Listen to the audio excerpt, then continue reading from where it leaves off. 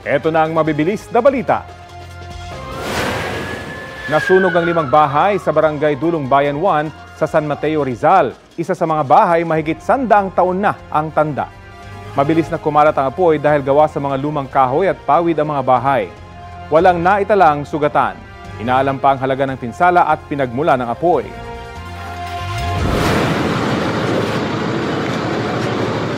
Nasunog din kagabi ang isa namang paggawa ng furniture sa Balagtas, Bulacan.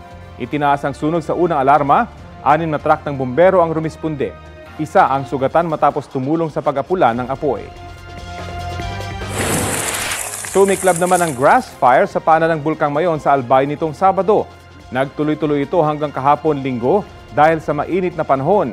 Maliban sa mga damo, nasunog din ang ilang pananim at punong kahoy.